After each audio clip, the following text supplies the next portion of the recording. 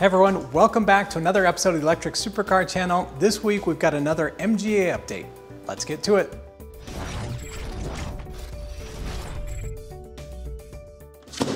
For today's sponsor, we have Mostart, an EV charger. Ah, it's got a nice carrying case. More installation hardware. There we are. It's a slick little unit, pretty lightweight. It says 40 amps. So this has got kind of your regular household outlet, as well as a NEMA 1450, so 220 outlet. You guys know what this is? This is the first one that we've reviewed that's been a dedicated Tesla. So all the other ones have been a J1772. This is an NAC or NACS. So it'd be really cool to try this one out. All right, we're going to do the testing here by my 220 plug.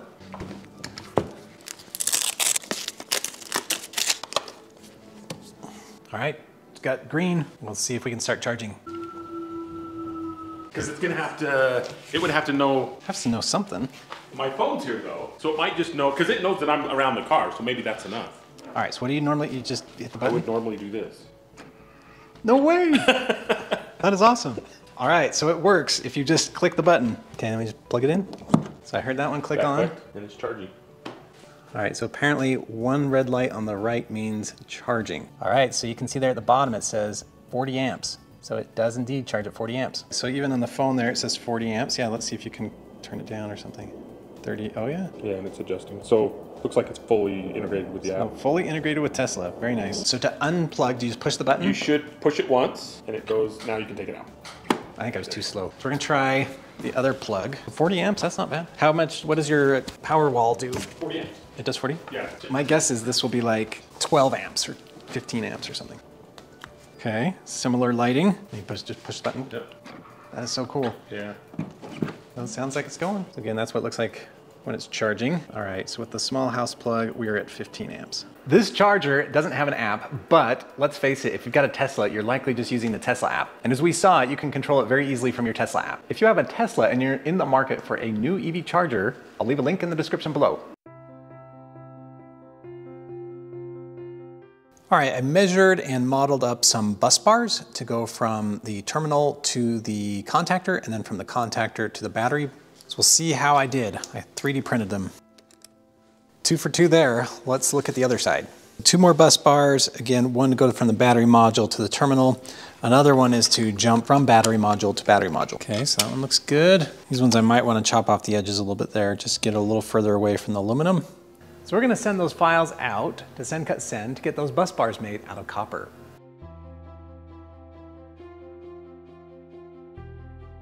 While we're waiting for the bus bars, we've got a couple other things to do. First is the high voltage cable locations for the front battery box. Here you can see the original placement, and it has a right angle attachment. So basically when you plug it in, it's going to go 90 degrees from wherever you plug it in. And the placement here means that it would be pointing kind of towards the dash, and at the front part of the car, it'd be pointing towards the radiator.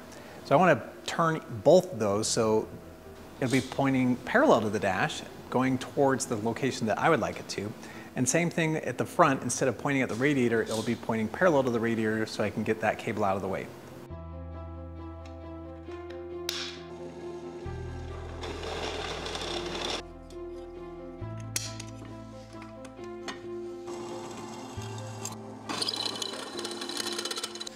So the kit diagram suggests that there should be a fuse for the front battery box. And as it stands now, there is not a place for a fuse. So we are going to go ahead and relocate some components and make place for a fuse.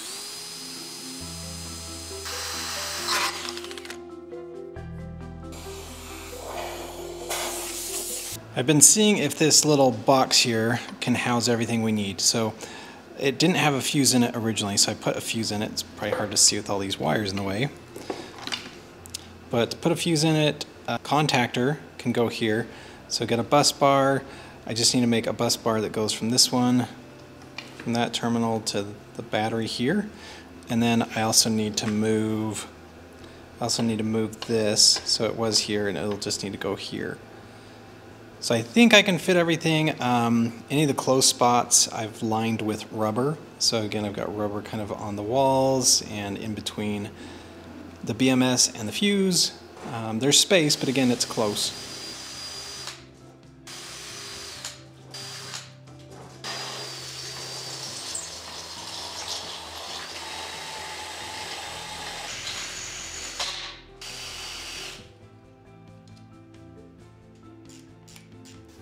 I just 3D printed all my mock bus bars, and I think that looks really good. So this one's coming from the battery module up and over the fuse onto this side of the fuse, and then from this side of the fuse to the contactor, from the contactor out to the plug. All right, this is the front battery box here for the MGA, and everything's really well made. We're gonna get things buttoned up, but there are just some holes that I don't know what they were originally for, but we need to go ahead and plug them up, because that's gonna be, I'll call it facing the road, and we don't want water or other things to be able to get up here. So it's really just these big holes that are the only ones that go through. These other ones are all blind and they only go part way through. So we're gonna seal it up with some weather caulking, and the thread should give really good purchase, really good binding to that material.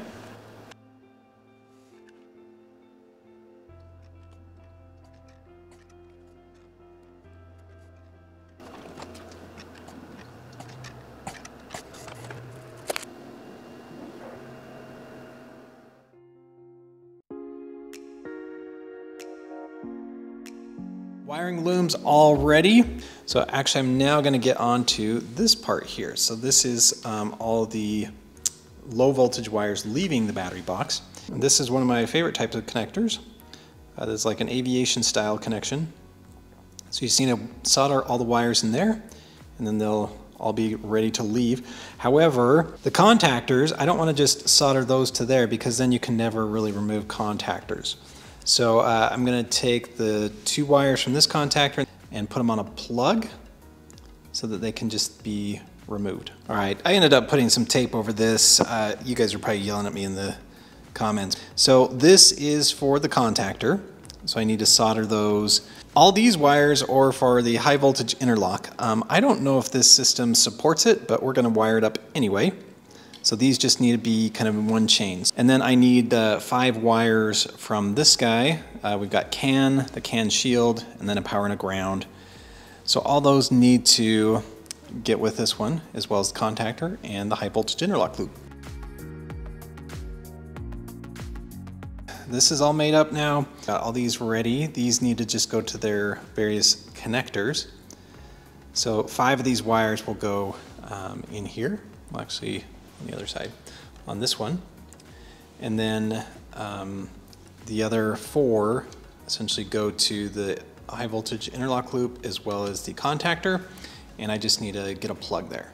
The other thing I did, this is probably more for me than anybody else, so I'm just gonna tape it on the inside as well as the outside. Again, it'll probably be helping me more than anybody else, but if anybody ever needs to diagnose it, it's always helpful to have a pin out.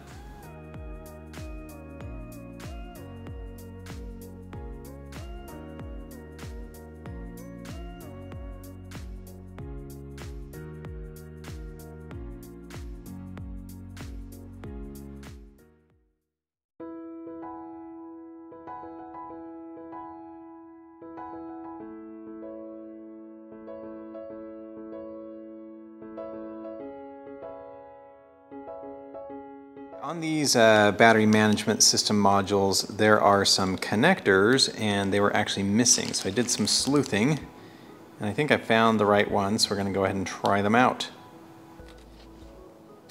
Yes, perfect fit.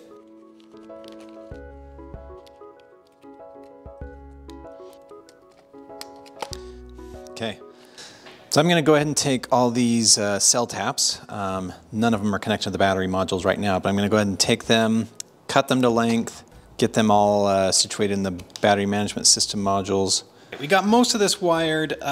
There are 2 that aren't registering, and I checked the pins, and they don't have continuity from there to the pin. So somewhere along the lines, I've swapped a wire in 2 locations. So I'm going to figure that out.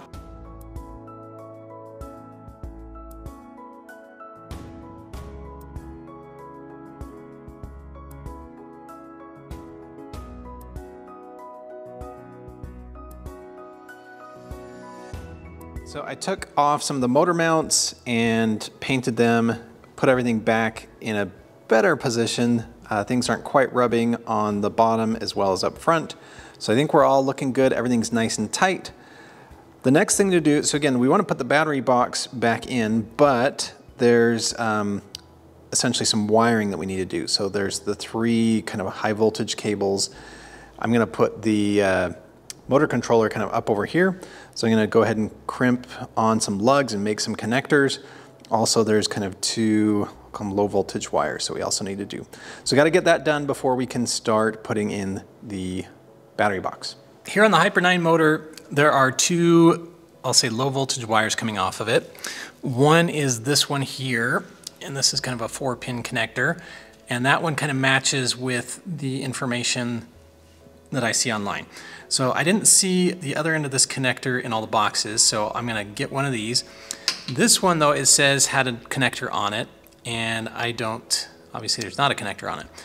The connector it says comes with it is supposed to be like a 16 to 20 gauge wire, and these are smaller than 20 gauge. So I'm going to use a connector that is better suited for these wires. So now that I've got the motor back mounted, everything looks good there. I'm putting these brackets back that mounted the top battery box. There were some interesting shims over here that I have not put back. So I'm going to put the plate on and see if it mounts, or see if that's why all those shims were there.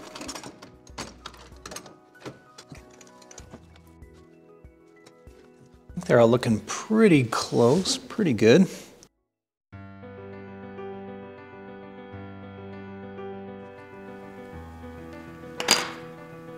So I tried to cut through most of the insulation, but not all of it. So you can see there's still white there, which is the insulation kind of being stretched. So I like to do that so I know I'm not cutting any wires. And you just can kind of go around like that. There it goes. So what I like to see is that there are no wires left behind, and that there's none that are cut right around this side. So we did a good job on this one.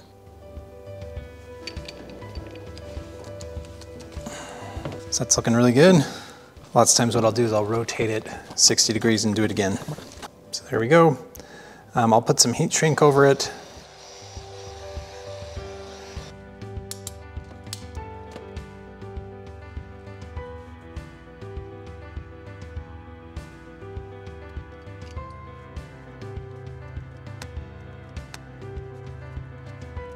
So this is where we got one strand break off. So again, if it's just one, probably okay. But again, if you got like 10 or more, you will definitely want to just sacrifice that inch and do it again.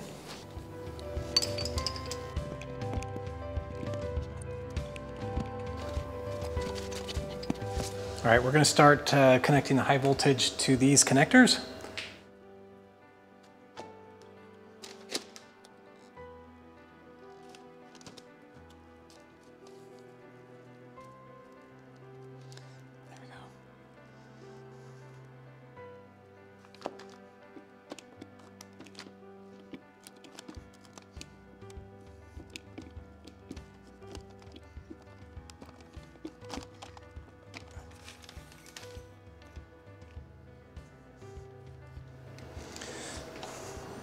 Boom, we are ready to go.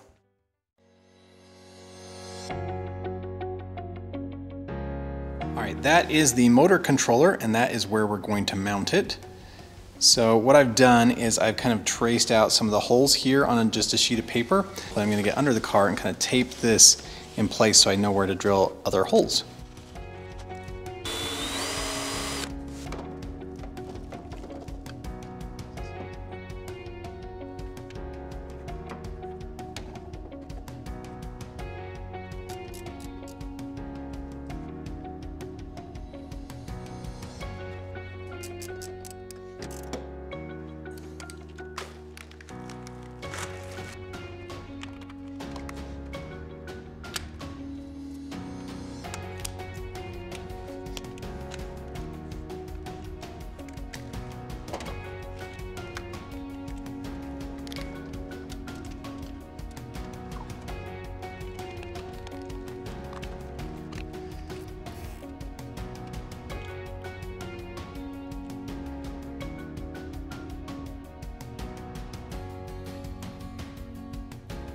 While I'm running wires, the charger is going to sit kind of in that location. So I'm going to go ahead and run some wires probably along here and down with the rest. But I'm just going to go ahead and run all the wires I think I need to. The DC to DC converter is going to be on this side, so I'm going to start running wires.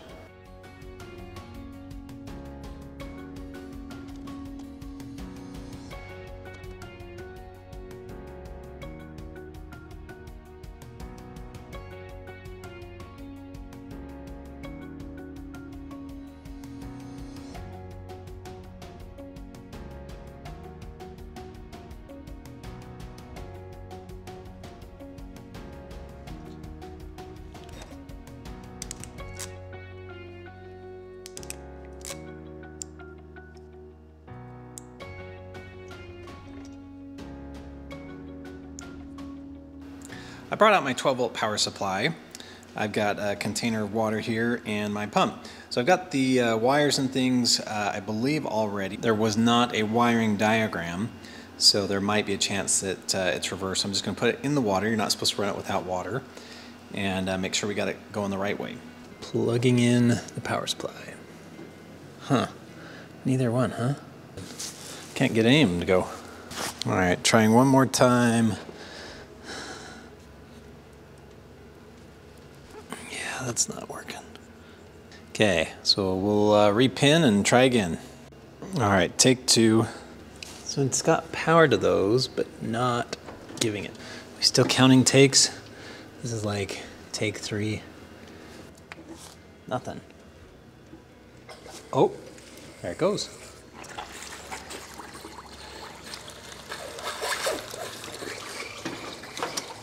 All right. Just took a second.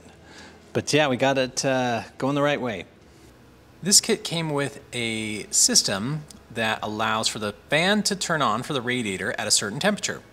So it comes with a relay, and it's got an adjustment that can allow you to adjust it from, I believe it's 32 Fahrenheit up to 250 Fahrenheit. So for an electric system, we're going to put this one right around 100 degrees is where we want the fan to kick on. The instructions say that if it is pulling less than 10 amps, we can just use it without a relay, meaning this the relay they provide with the temperature control is good enough. And so the fan comes with a plug, and I believe it's 16 gauge wire, so we're just going to make a plug with that wire.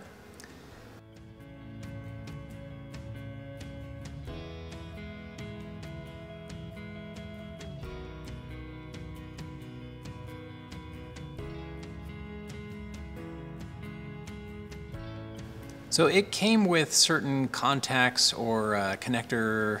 I'm going to use some of my own. So these are heat shrink connectors. You can crimp them down, and then they already have built-in heat shrink, so you can shrink them down over the wires for a waterproof connection.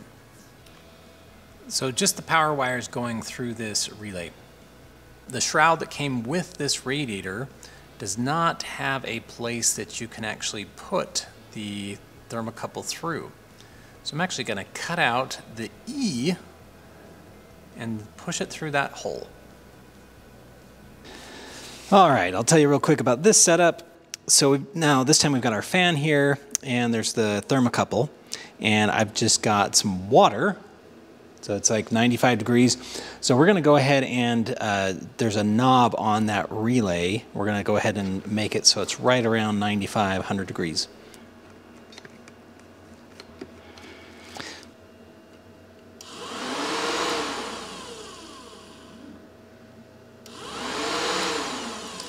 All right, so we got it dialed in. So basically, there and there. So we're going to keep it right around there. So if it's 95, it will not turn on, but anything higher than that, it will. Here I'm looking at the wiring for the charger. The kit manufacturer already put the plug on this one. I'm noticing that the charger is requiring more amperage than the wires that they've got connected.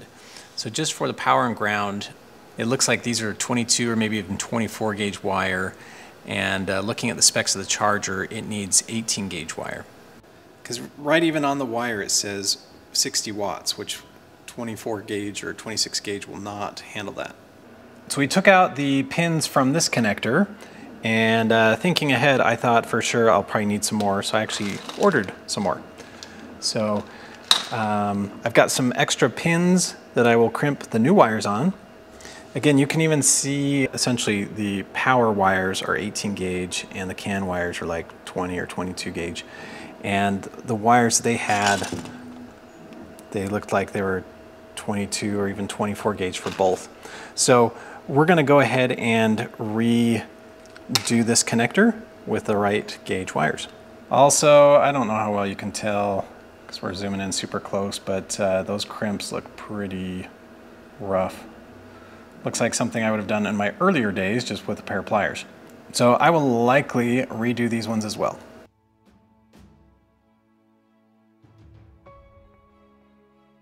All right, so that's what they look like when they're crimped well.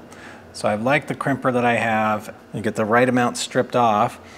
You get a really good crimp on the conductor as well as a really good crimp on the insulator, and that is just a really good looking one.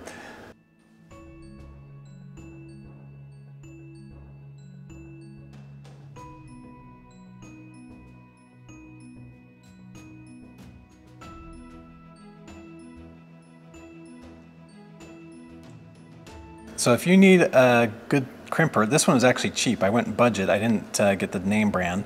It actually works really well. It's got kind of some replaceable jaws, so you can do different types of connectors as well. So if you need yourself a crimper, I will leave a link in the description below. Also, type of wire I get, I usually get the pure copper core, not the copper clad aluminum. And I like the PVC jackets. It's just got a little more rigidity. I find myself needing to push the wires a bunch just in and around the car or in a connector. And the silicone, again, it's super flexible, so if you need that, that's good, but the silicone usually, it's harder to push through things. So that's what I get. I'll also leave a link in the description for this.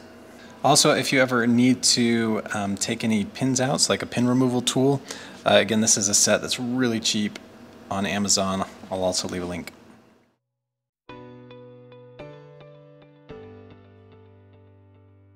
This is the rear battery box. We've got all the thermistor wires and cell taps. Everything's all buttoned up. So I'm gonna go ahead and put the cover on.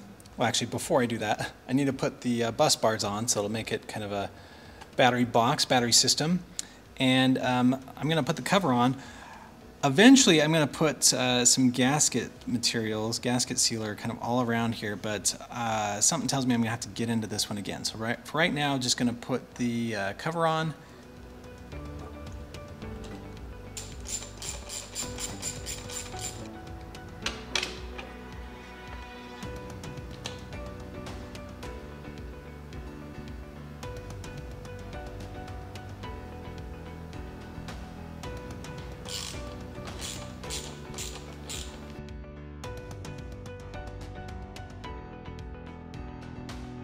For this battery box, I'm not going to put the lid on because I have to take it out. There's some things I got to do underneath, like the pump and some plumbing. But I wanted to just make sure that everything was fitting correctly. So you can see here, this is the bus bar. So that one fits just perfectly. There is another bus bar that just fits perfectly. So we're good there. You saw previously that we fasten those ones. This one though also fits just great. You can't really see it too well, but that one works. So we are good with bus bars, and we've got everything all situated in the battery box. And again, we've got rubber kind of on all the close places, like here and back here. I've also got all the wiring looms that can go to the right battery modules. So this one is looking really good. We're gonna call this one done for now, done until we can do some more testing.